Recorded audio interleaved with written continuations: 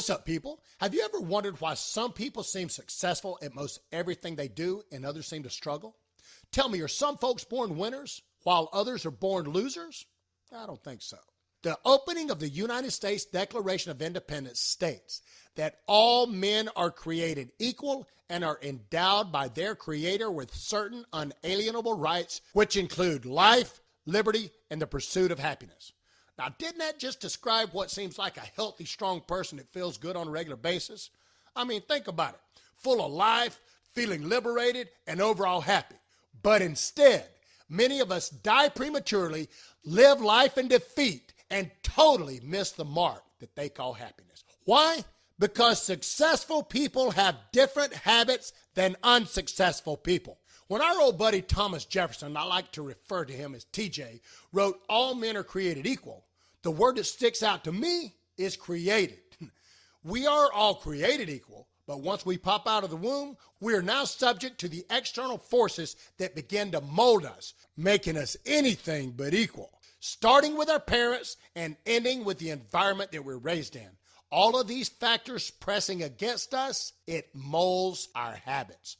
Some are good, and others, we probably shouldn't talk about. Some of you may not know, but for years, Randy and I owned a chain of sports nutrition stores.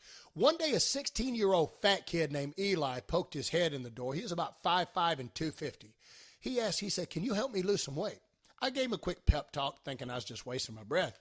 But he told me this. He says, "My whole family is fat. Even my dog is fat. 3 generations of fat, because we all have thyroid problems."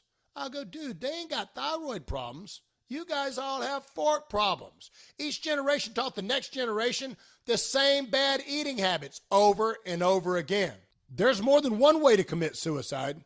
How many people know that many of us were taught bad habits that keep us in bondage? I'm starting to sound like a preacher. I'll give you a complete opposite example. My wife has never been a junk food junkie. She's the only woman I ever met that hates pizza and hates ice cream. No joke. Therefore, she never ate bad foods when she was pregnant, and the only thing that she craved was a high-impact aerobic session because she said it was the only thing that helped her nausea to subside. And Leo has never been a junk food guy. Even when he was a little kid at birthday parties and he had other options, he would rarely eat junk food. And when he would bring ice cream, he would eat a couple bites and it was over, right? He didn't want it. Why?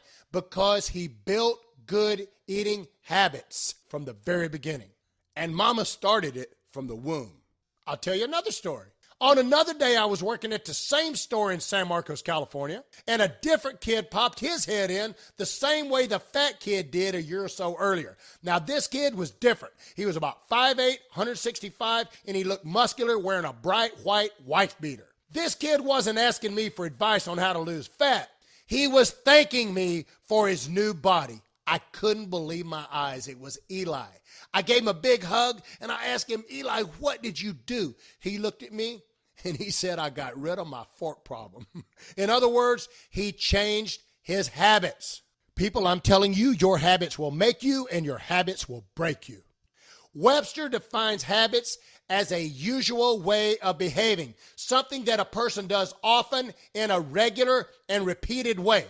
A different way of saying it is what you do without thinking about it. In other words, autopilot. What are your daily habits? What are your eating habits? What do you do more often than you don't? What do you do regularly? What you do 99% of the time is going to indicate what you are 99% of the time. And you are what you eat. And I know that sounds cliche, but it's the truth. So I'm going to leave you with this. I'm your constant companion. I'm your greatest helper or heaviest burden. I will push you up or I'll drag you down. I am completely at your command. Show me what you want done. Give me a few lessons and I'll do them quickly and automatically. I'm the servant of all great men and the servant of all failures as well. Those who are great, I've made great. And those who are failures, I've made failures. You can run me for profit or run me for ruin. It makes no difference to me. Take me, train me, and be firm with me, and I will place the world at your feet. But if you be easy with me, I will destroy you. Who am I? I am habit. It's all up to you guys. If your eating habits are bad, change them. If your working habits are bad, change them. If your beating your wife habits are bad, change them. You are the only one that can make a difference in your life. Now, I know you don't like hearing that, but it is what it is. And now you just heard it from the Todd.